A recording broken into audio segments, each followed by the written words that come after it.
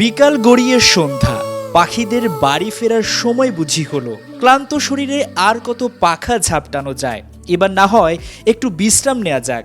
চট্টগ্রামের আকাশে এই যখন দৃশ্য, তখন জমিনে ভিন্ন চিত্র। একদল মানুষের দেখা মিলল যারা দাঁড়িয়ে আছে এক অট্টালিকার সামনে, অপলক দৃষ্টিতে, অবচেতন মনে। কিন্তু এরা কারা? কি তাদের উদ্দেশ্য?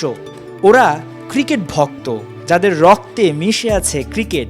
খাবার না খেলে যেমন মানুষের বেঁচে থাকা দায়, ক্রিকেট যেন তাদের কাছে ঠিক একই রকম। কিন্তু কি কারণে এভাবে দাঁড়িয়ে? এর উত্তর আপনার পছন্দ নাও হতে পারে। বিপিএলে তারকাদের এক নজর দেখতেই দাঁড়িয়ে থাকা ঘন্টার পর ঘন্টা। দূর আকাশে তারা যেমন কেবল দেখা যায়, কিন্তু ধরা ছোঁয়া যায় না।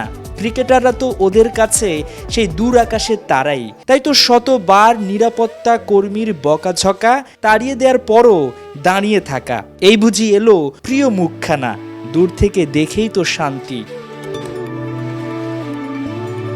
এসব কাণ্ড দেখে অনেকে বলবেন পাগলামি, নিছকই সময়ের অপচয়, বোকামি। সে আপনি যাই বলুন না কেন, তাতে ওদের কিছু যায় আসে না। কারণ ওই যে সাকিব তামিমরা তো আর একদিনে সেলিব্রিটি হয়নি, কাউকে না কাউকে দেখেই ক্রিকেটার হতে চেয়েছে। এরাও চায় বড় কিছু হতে, ওই অট্টালিকায় নিজেদের একদিন দেখতে।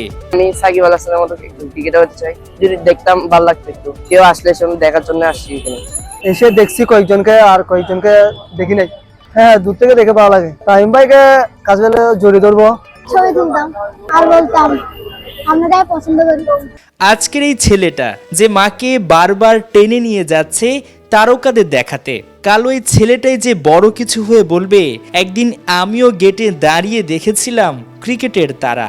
সেখান থেকেই তৈরি হয় বড় কিছু হওয়ার বাসনা। মাহমুদুল হাসান সজীব, ৭১, চট্টগ্রাম।